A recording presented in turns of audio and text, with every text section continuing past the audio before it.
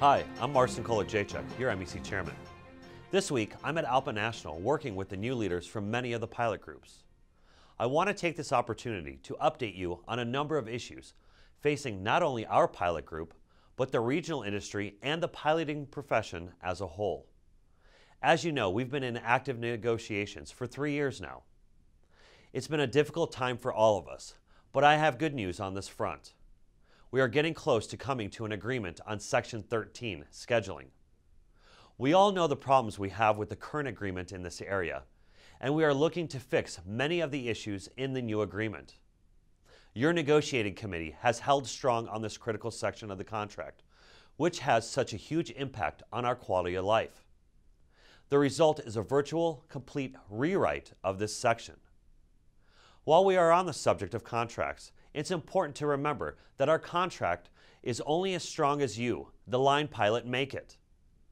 If you ignore it, take assignments that violate sections of the agreement, or think, oh, it's just this one time, the contract isn't worth the paper it is printed on. Get familiar with the contract and ask if something doesn't seem right. Ask someone. If something isn't right, file a grievance. I've said it before, but this is a great time to be a MESA pilot. As MESA continues to grow, we are looking forward to new airplanes and the new contract. We have weathered the storms of the regional industry and have come out ahead. Our strategic plan has navigated us through bankruptcy, mergers of our mainline partners, and the furlough hiring cycle. We are prepared for any scenario. We do this through effective planning, straightforward communications, and open and honest dialogue with you and all of the players in the industry. For example, a couple weeks ago, an Arizona-based TV station decided to listen solely to management's side of the story as they touted their new airplanes.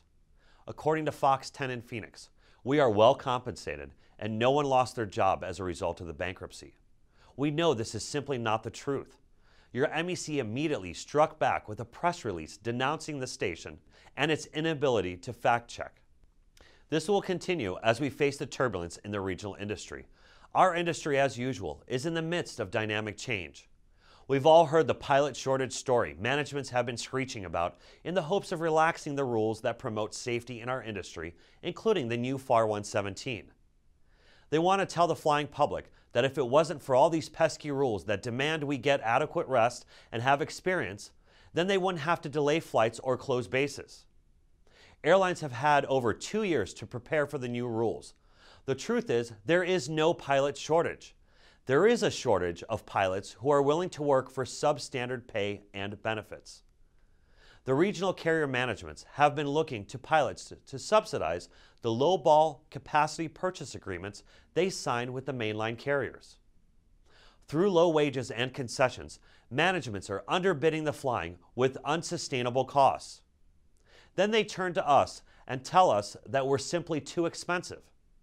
The average first-year first officer at a regional carrier makes $22,000 a year with benefits.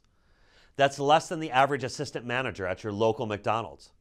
And most assistant managers aren't hampered by more than $100,000 of student loans. We simply can't be expected to fund poor management decisions and get paid a ridiculously low percentage of what we are worth. Pilots are experienced, well-trained professionals and deserve to be treated and paid as such. If the regional carriers wish to address the pilot shortage, they need to look no further than their own payrolls. Also this week, the fight continues against Norwegian Air International's scheme to fly the flag of convenience in order to offer low ticket prices and undercut the U.S. aviation industry. By getting licensed in Ireland, basing pilots in Thailand, NAI is able to circumvent Norwegian labor laws and operate under far less restrictive governments. To see the long-term effects of this sort of scheme, you do not need to look any further than the U.S. maritime industry. You might ask, what U.S. maritime industry? And that's the point. This industry didn't fight back when their carriers made inroads using the same sort of evasive and country-swapping ploys as NAI. And now our own homegrown industry is a sliver compared to what it was. To see what our future could be if we let our guard down, then drive by any U.S. harbor. It will be filled with a lot of boats, few of which belong to the United States. To sign the petition and find out how you can help, go to takeaction.alpa.org. ALPA's Government Affairs Department has been working tirelessly to fight NAI, but we need your help. 46% of you donate to the PAC and trust them to advocate for you on Capitol Hill. Mesa pilots are the leader in supporting ALPA PAC. We have been able to get a seat on the ALPA PAC board, and we have our own advocate on the Hill. But we need more than that. We want to get that number to over 50%. So if you haven't contributed and wonder why you should, call me, I'll tell you. Or you can go to alpa.org/ALPAPAC and sign up. As we move forward, we will continue to protect the interests of this industry, this profession, and every Mesa pilot.